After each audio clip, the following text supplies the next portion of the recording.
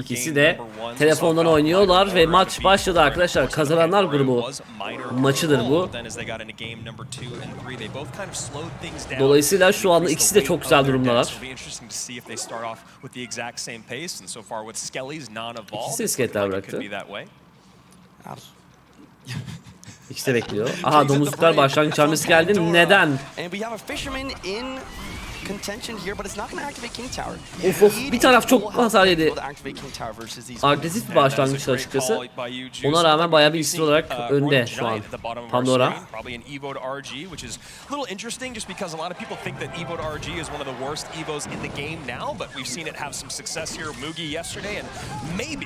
Harika paket artı Tesla. Tamamen öldürecektir kraliyetini. Vuracak mı? Vurmadı. Aynen öyle. Ya açıkçası başlangıç elinden yakalamaya çalıştı Pandora. Ama Vitor heyecan yaparak el ayağına dolaşacak bir insan değil yani. Evrimin kraliyeti de unutulmuştu aslında. Bu eşleşme nasıl oynanır biliyor musunuz arkadaşlar? Bu eşleşmede bence arkadan kraliyeti döndürebilir. Çünkü binası var rakibin. Ama kusursuz oynarsa bence Pandora da yenebilir ya. Test artı paket artı okçular. Of your Tesla and prevent that fireball value, and a lot of the time the damage that they have can be enough even with just a log to help support against the other top 16 players out there. We look and see that Pandora has a 67% win rate with Royal Hogs, then hopping evrim okçular atıldı. Evrim okçular bu arada bölmek çok iyi çünkü mesela normal okçular bence bir birey olmuyor. Ama evrim okçuların ikisi ayrıldığında iki birey oluyor. Umarım anlamışsınızdır. Yani tek başına bile iş yapıyorlar. Bak. Anka tekrar çıkacak yumurtadan.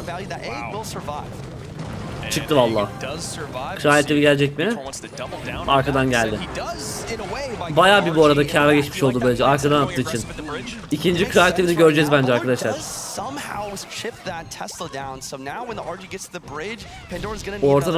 Ortadan Anka niye atılır biliyor musunuz? Tesla atılmasın ortadan diye. Paket harika. İkinci kraliyetleri geldi.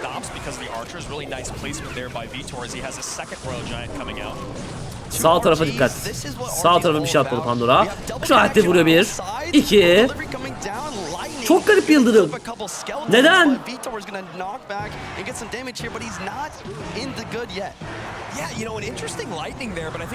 Havaya yıldırım attı ya. Vitor havaya yıldırım attı. O kuleye vuruyor. Ah be Vitor, o nasıl yıldırım? Ne atıyorsun yıldırımı?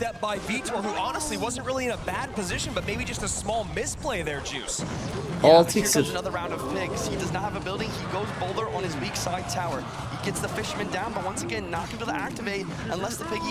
Maç bitmiş. Anukül aktivasyonu geldi. Gelemedi. 3 deprem atsa aslında kazanabilir Pandora. Yeni Tesla lazım. Yıldırım geldi. Şimdi güzel yıldırım. Tesla geldi, yetişti. Savunma başarılı.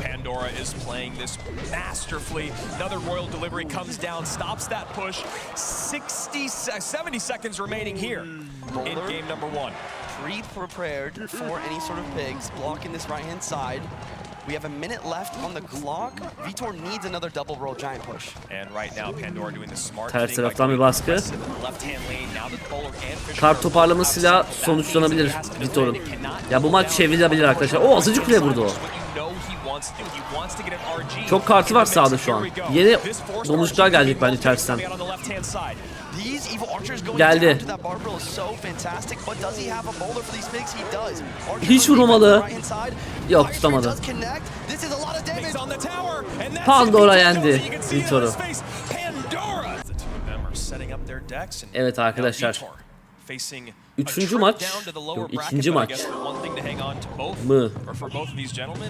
Benim B12 eksikliği var arkadaşlar. Tamam, Pandora ilk maçı yendi, ikinci maç blue şu anda. Yanda şey yazıyor, match 3 yazıyor. Ha, match 3 of 10. Anladım. Benim hatam arkadaşlar. Dev Golden'ı da siz gördük Pandora'dan. Bence bu eşleşme aslında Pandora'da olabilir. Çünkü aynı eşleşmeyi daha önce izlemiştik hatırlıyorsanız. Air Surfer vs Higher maçında izlemiştik ve Higher bu maçı almıştı. O yüzden sanıyorum ki bu eşleşmeyi de Pandora alacak ve Vitor elenebilir. Oh, bir saniye. Kuleye atlamasına izin verdi Vitor. Victor diyecektim. Vay be. Pandora'dan eşleşmesi bayağı deli gibi eşleşme Pandora'dan. Çünkü yakın menzili yok. Şövalye bile yok mesela. Pandora bayağı iyi de analiz yapmış gibi. And I think the reason he's really struggling to deal with that Mega Knight is because look at Vitor's Tamam, deck, he's lacking a tank. He's focusing on using the Little Prince ability as his tank, but he did not have that in cycle, and that's why he's really struggling here. But nice mortar connection here, yarasa a lot atacak. of damage. Yeah, great catch there, great Ice Spirit. Now he's baiting out even more elixirs, so you see Bunu yenerse helal olsun da bunu yenemez ya. Sen kocaman Mega Şövalyeyi neyle tutacaksın? Özelliği dahil etmedi defans. I like the miner plus minions. He's going to counter everything, and we have a fairly even match. Raid going to take out these minions there. Vitor up slight amount of elixir. He decides to go mortar right away. That might be okay. That's huge. Havan yine kule vurdu. Might be able to defend this and counter push with double elixir coming in. And there it is. Pandora goes no problem. You can get a couple shots. Nasıl eksiksiz yakaladı ya? Helal olsun. We are about to find out the answer to that question. Maybe a little early on the ability there, but I think maybe he's trying to protect the Little Prince from those stab goblins. Ice Spirit able to clean most everything up. 11:58, 6:54. We see Vitor raising his hand. Raising his hand. I hope everything's all right. The gameplay was perfect from him there. What I really love to point out. Bu eşme yenerse helal olsun ya. En son Mega Şövalye yediğinde kulesini kaybetmiş neredeyse Vitor. Ah be, yüzünde gördüm o ifadeyi.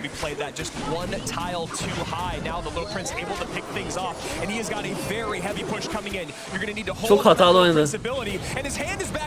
Vitor itiraz ediyor. Kavga çıkıyor. İnterneti gitmiş.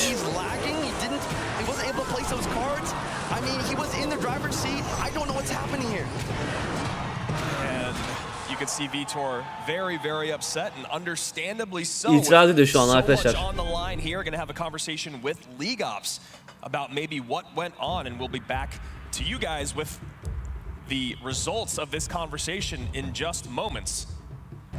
Orta parmak yapıyor arkadaşlar.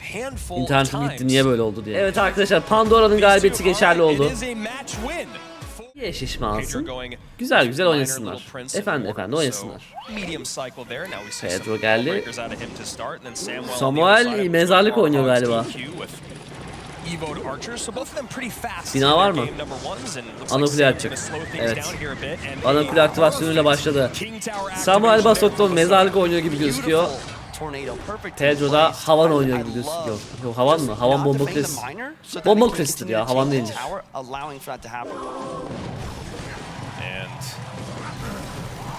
Vay be, mezarlık ne kadar çok kullanıldı. Bizim special desesi. Oha. That's a great call. It's either slash art, but it definitely could be E-Giant. Yep. Pedro on the other hand, minor okçular çok çalışacak mezarlığa karşı.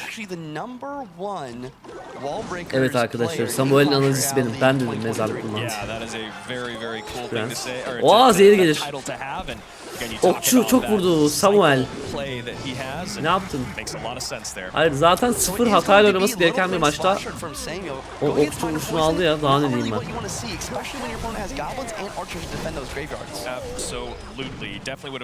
Bir şey de atması lazım.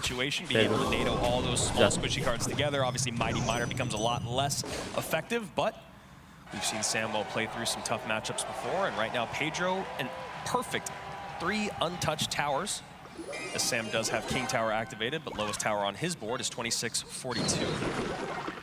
Tombstone just to reset. Wall breakers are going to be kited. Tombstone is a passive building, meaning it doesn't attack. Ya şöyle bir şey var zaten, bildiğiniz üzere bir taktik var. Zehir attırıyorsunuz, sonra yavru ejder basıyorsunuz ya, o taktiği yapması lazım Samuel'in. Onu yaparsa zaten anca öyle çevirebilir. Yani sonuçta dünya finali burası, onu da yapması lazım yani. Zehir geldi. Bayağı bir fark açmış bulundu Pedro. Bence bir mezarlık atağı gelir artık. Arkadan şövalye gördük çünkü.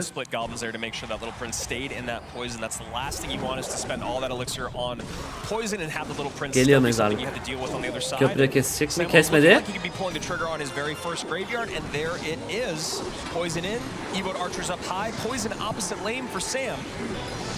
Evet, tersi zehirle vurdu.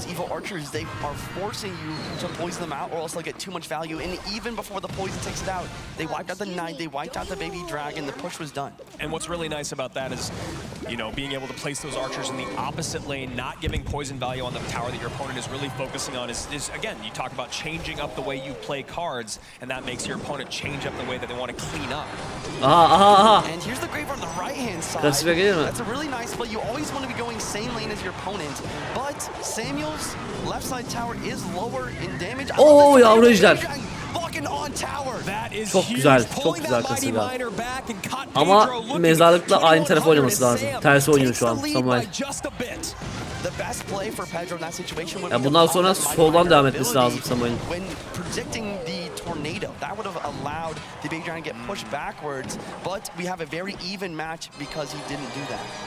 And next GY comes in here. No tank, but Skelly's tanking maybe for that little prince. Aynen, soldan devam etmesi lazım Samuel'in. Son bir dakika kaldı bir de. Samuel needs to play his graveyard one more tile to the right to ensure some sort of skeleton connection. Yeah, the traditional graveyard placement has been changed up a little bit now that poison does fully clean it up if placed like what you're saying right there, Juicy. Oh, çok kötü kasırga. Going to get a little bit of chip, but a nice goblins plus log is going to really prevent a lot of these skeleton hits. 1846, 1830, neck and neck as we take into triple elixir, which is technically where Sam should be able to run away with this, but we all know what Mighty Miner does to a alt mezarlık, varil artı mezarlık, varil mezarlık, varil ya da özellikle kullanırız.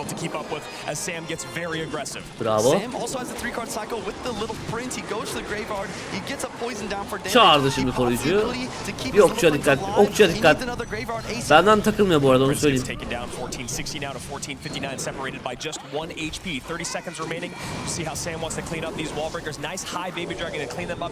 Uf, maden çok vurdu be.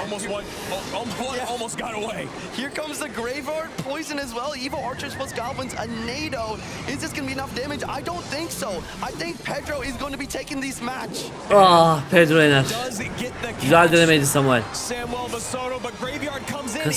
Kasırga at. Of. Yendi Pedro, helal olsun. Vay be. Using Mega Knight Goblin Giant right here. And Evil Archers out first as Pedro is holding in a Mother Witch. Mother Witch Yaşlıca geldi Pedro'da. yesterday.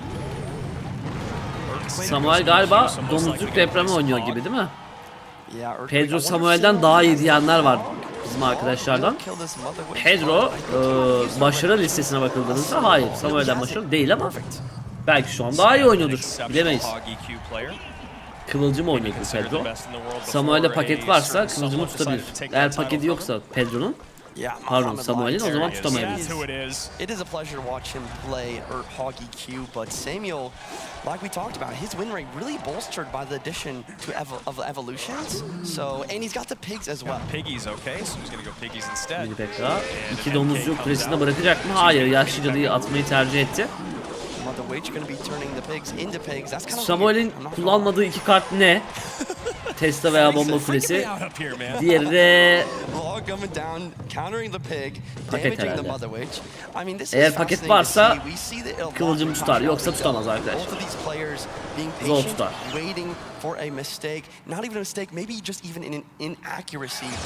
Aha da kıvılcım hata geldi.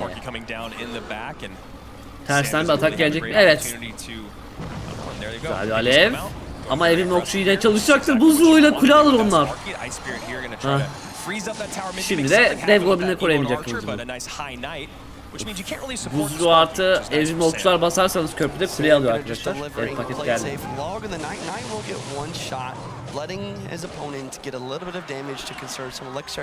Evet arkadaşlar, Samuel en yakışıklı Clash olabilir. Pekka. İyi kartlı Pekka da çok hasar yedi ya.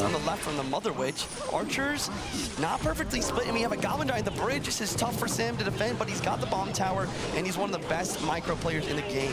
And that is giving a good amount of fireball value, though, as this Goblin Giant should get, maybe, no. Archer's coming in to clean everything up, and that'll do a good job against those minions as well. 22-02 to 17-80. Samuel Basoto in the lead currently.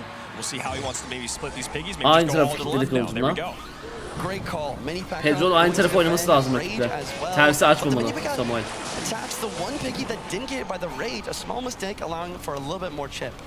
Şimdi ne gelecek acaba? Dev Goblin gelir önüne. Atmadı, arkadan attı. Tamam. Arkadan taze bir atak başlatmak istiyor. Very happy to have that delivery is Samuel Basoto.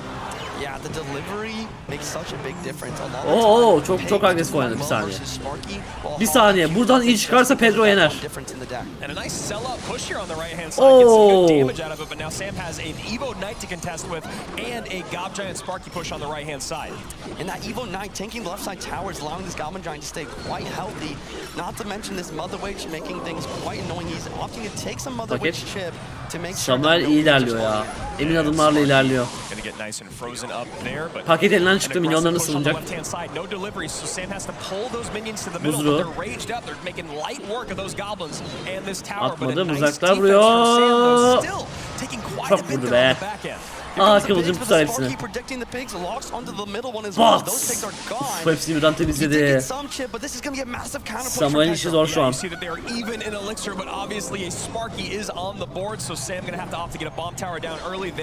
That way he can maybe get back around to it. And he's got to get some archers out as soon as he can, but not giving value to that fireball and hoping to pick up those minions was Sam.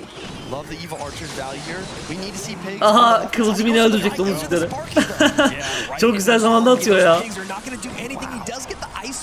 Kıvılcım hayatta tutuyor şu an. Pig coming in, and we have another Evo Knight tanking for another massive push. Sam only has 30 seconds as well to break through, and this Sparky's clogging the lane. And second bomb tower comes down. Archer's cleaned up on the right-hand side. A sellout push on the left here. Kıvılcım.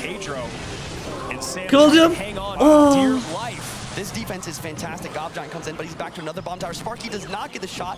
Evil Archers in cycle, and that is game, I think. Samuel able to bounce back once again after İyi oynadı Pedro bayağı ama olmadı. He's done it 2 days in a row, and we are going to game number 3. That is exactly what I want to see between Ya, these two full players. kenetlendim oyuna çünkü çok ilgimi çekti. Güzel oyundu. Kaliteli oyun döndü yani bayağı bir. İki taraf da harika oynadı. Pedro bayağı iyi kıvılcımlarla çıktı. Samuel güzel zamanla saldırdı falan. Evet arkadaşlar, Pedro vs Samuel başladı. Umarım yakın bir eşleşme olur da iki oyuncudan hak eden kazanır. Kartopu. İkisi de binici oynayabilir, evet. Aa, keşişli binici. Pedro çok güzel kartopu attı. Maçın başında çok güzel yakaladı. İnanılmaz. Elinde bomba kulesi yoktu galiba Samuel'in. Başlangıç elinden yakalanmış olabilir. Yo, balon kullanıyor Samuel.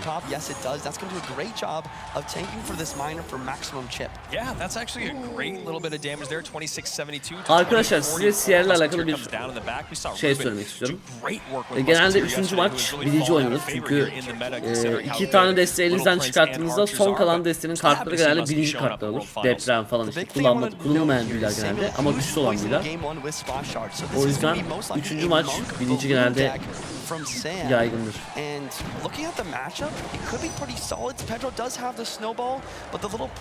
Balon var bir tarafta, bir tarafta birinci. Bu arada eşleşme bence Samuel'de haberiniz olsun. Oo, nasıl deprem? Of Hog Rider throughout this year in 2023. He's played it 38 different times with a 71% win rate. At the bridge, they do get taken out by the arrows. Monk counter pushing with this musketeer. Delivery drops and everything, plus a snowball to really prevent any balloon from happening, though. Pardon, kulaklık sesleri için. Power on, mic off. And a nice high Tesla to make sure that Hog does no damage, and then can maybe help clean up this counter push coming from Pedro. 1 minute remains here in regulation as one of these gentlemen will be sent down to the lower bracket. The other one will continue on up top and face Pandora tomorrow. I really love these Tesla placements from Samuel. He's playing one tile Pedro baştaki hasar sayesinde bu kadar öne geçti. Balonla yakalaması muhtemeldir. Bak arkadan çevirmeye başladı. Acaba Pedro'nun binası ne? Tesla! O zaman tamam. Şansı yüksek. With said balloon as another Hog Rider is coming in here for Pedro. Maybe a little too aggressive, Juicy. It's aggressive, but it's also defense in the same way, allowing the balloon to go in front of the monk. Now this monk is not getting much value. And that is a great call there as those Evil Skellies pile up. Another Hog Rider here comes in for Pedro, but Sam ready to go with that Tesla 2074 to 17-18. Now that all cards are shown, we'll see how these two want to adapt moving forward, pushing that Musketeer forward, hoping to get Guardian or Little Prince on top, but Samuel says, I need to protect that as he gets a second one down. No shots in and a lot on the board. Two Musketeers are going to get taken out by one delivery, though. Miner coming in for a chip, but he's got the Ice Free Skeletons. I love his use of that cycle. Saving those cycle cards to defend that Miner is perfect. Well, the amount that Pedro can do at the bridge with that delivery we just saw right there. Like you said, cleaning up two Musketeers with one delivery. Birinci vurmasın. That Miner was Skellies plus Ice Spirit. So positive trades all the way around here for Pedro. And Sam is struggling to hang on, and we got an Evrim misketler ve sevrim misketler. See it. Wow, one almost snuck away and it baited out the snowball. It does bait the snowball, but look at the Hog Rider. It's being tanked for by the Evo Skellies, but it doesn't get the hit. 12:84, 2025. Pedro in the driver's seat. 80 seconds remain CRL here. finalde olan şeye bak. Samuel just needs one really good balloon push with the monk in front, but Pedro's done such a great job this entire match of stalling the monk at the bridge to not allow it to tank. Getting some chip damage in here is Pedro. A nice catch there with that Ice Spirit for the Musketeer. Güzel Pushing kaptı in valla. opposite lane. That was so clean. But he takes the opportunity to attack the opposite lane. There's Ters tarafa girdi valla. Sam doing a great job of always keeping one up. Samuel'in yarması lazım bu defansı ya. İki tane binayı yarması çok zor. Şimdi girer valla. Evet şimdi giriyor. Bir keşiş bas oraya. Helal. He needs a massive connection, but look at Pedro's use of the 3-card cycle to always make sure to have multiple Teslas down. It doesn't seem like it's possible. No, I mean Sam really having a very difficult time. Tesla geliyor. Balloons down, but that's a great delivery. You know Tesla can come down as well, so great delivery value there. Kartı bu. The balloon is getting taken by that. Koruyucu tut, koruyucu tut. Look at the Guardian. Guardians have to be stopped by the Musketeer, and there goes the Hog Rider. He has enough for the Tesla now. Anti-EQ placement, but he's applying pressure. Samuel kaybetti Pedro ya. Pedro kazandı, inanılmaz.